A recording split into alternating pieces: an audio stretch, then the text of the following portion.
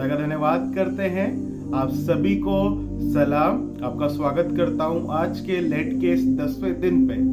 मुझे विश्वास है, मेरी आशा है कि खुदा आपकी मदद कर रहा है और इस क्वाइट टाइम की सीरीज जो हमने आज खत्म करने पे हैं, जो हमने शुरू की थी आज खत्म करने पे हैं, मुझे विश्वास है खुदा इसके थ्रू आपसे बात करेगा और आप अपने खुदा के लिए वो शांति वाला समय निकालने वाले हो सकेंगे। कल हम लोग ने बात की थी कि कैसे इंपॉर्टेंट है क्वाइट टाइम हमारे लिए और according to Bible quiet time कौन कौन किन किन लोगों ने फॉलो किया था। आज हम बात करेंगे क्वाइट टाइम किया कैसे जाए।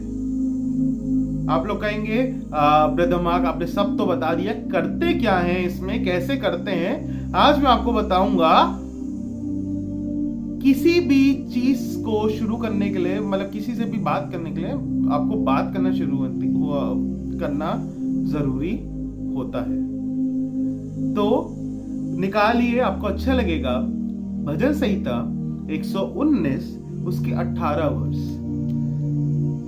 मेरी आंखें खोल दे कि मैं तेरी व्यवस्था की अद्भुत बातें देख सकूं। जब हम वचन को पढ़ते हैं, जब हम वचन पे ध्यान करते हैं, हमें ये दुआ करनी है, अपने खुदा से बात करनी है कि खुदा मेरी आंखें खोल दे कि मैं तेरी व्यवस्था को देख सकूं, इसके पीछे की मीनिंग समझ सकूं, इससे आप में से क्या बातें करना चाहते हैं वो मैं कर सकूं। The first point, how to have a quiet time, have a talk. उससे एक बात करिए, उससे बात करिए, उससे मुखातिब होइए। कैसे वो आपको आशीष देगा, कैसे आप उसके इस वचन की गहराइयों को समझ पाएंगे, वो खुदा आपको बेहतर समझा सकता है। The second point is choose a time.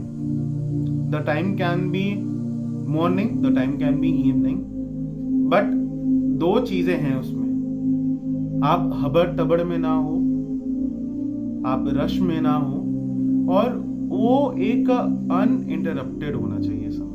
कोई आपको इंटरप्ट करने ना आए कि आपके घर से फोन आ रहा है, आपके रिश्तेदार का फोन आ रहा है, आपके दोस्त का फोन आ रहा है, आपको कहीं जाना है, उस समय आपको कोई इंटरप्ट ना करे, बल्कि केवल आप और आपका खुदा उस समय बात करने वाला हो सके। दो एग्जांपल मैं दूंगा, मॉर्निंग का और इवनिंग के क्वाइट टाइम की।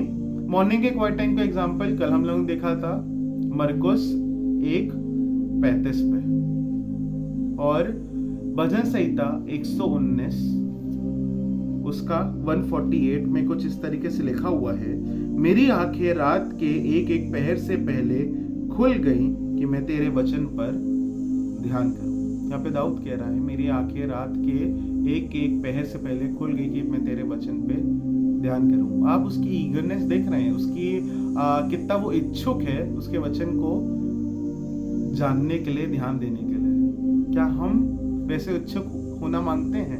क्या हम वैसे इच्छुक हैं?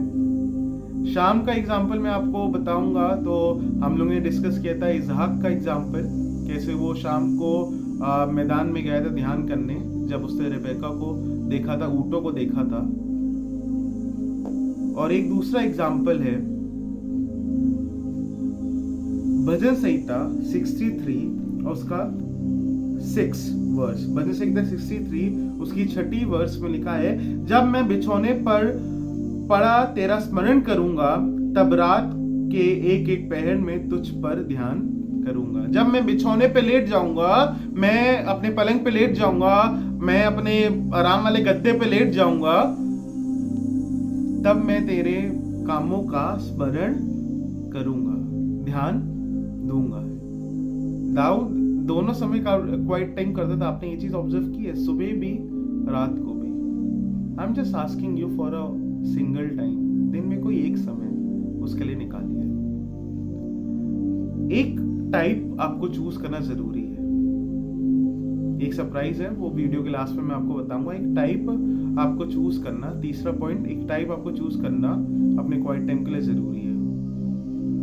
टाइप्स ऑफ बाइबल स्टडीज होती हैं, टॉपिकल बाइबल स्टडी जिसके बारे में आप भय, उत्सुकता, आनंद, इन सब के बारे में पढ़ सकते हैं। एक बाइबल स्टडी होती है कैरेक्टर बाइबल स्टडी, किसी एक विशेष इंसान के बारे में, जैसे डैनियल हो गया, योना हो गया, अब्राहम हो गया, इसहाक हो गया, इनके बारे में पढ़ सकते हैं। और एक होती है बुक स्टडी की, एक एक बुक का अध्ययन आप कर सकते हैं, जैसे उत्पत्ति क्या है, निर्गमन क्या है, नीति वचन क्या है। ऐसे आप इन 3 तरीके की बाइबल स्टडी को आप कर सकते हैं। First is topical Bible study, second is character Bible study and the third one is book Bible study. मुझे उम्मीद है कि खुदा इन सारी चीज़ों से आपकी मदद करेगा। क्या क्या चीज़ आपको यूज़ करना ज़रूरी है? Bible, the most important thing, pen, एक नोट पैड होना चाहिए नोट डाउन करने के लिए कि खुदा आपको जो भी समझाए वो आप उस समय नोट डाउन करने वाले हो सके, और कोई भी राइटिंग मटेरियल आपके पास होने वाले हो सके, note pad, paper, A4 size, आपकी डायरी, कुछ भी हो, कि आप उसको नोट करते रहे खुदा आपसे क्या बात कर रहा है। कौन सी चीज़ें नहीं होनी चाहिए? सबसे पहले आपका फ़ोन, आपका लैपटॉप, कि कोई भी आपको डिस्टर्ब करने वाला ना हो। और इसी के साथ आखिरी पॉइंट, आपको एक इजी ट्रांसलेशन चूज करना ज़रूरी है। If you are choosing Hindi, Hindi में हमारा BSI होता है, Hindi BSI, I'll tell you the full form, Bible society of India, and NIV होता है इंग्लिश में, KJV होता है इंग्लिश में, किंग जेम्स वर्जन। लेकिन KJV में अवॉइड करना चाहूँगा कि बहुत कॉम्प्लेक्स होता है। आप इजी ट्रांसलेशन पे जाइए, ना कि कॉम्प्लेक्स पे जाइए, जहाँ आप समझ पाएँ और जहाँ से आप खुदा के वचन को समझ पाएँ और वो आपसे बात करने वाला हो सके। मुझे विश्वास है इन सारी चीज़ों को जब आप फॉलो करेंगे तब खुदा आपको बहुत आशीष देगा।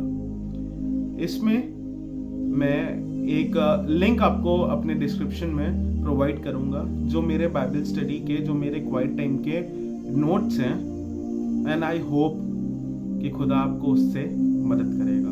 God bless you. जय मसीह की। शालोम, शांति और सलाम।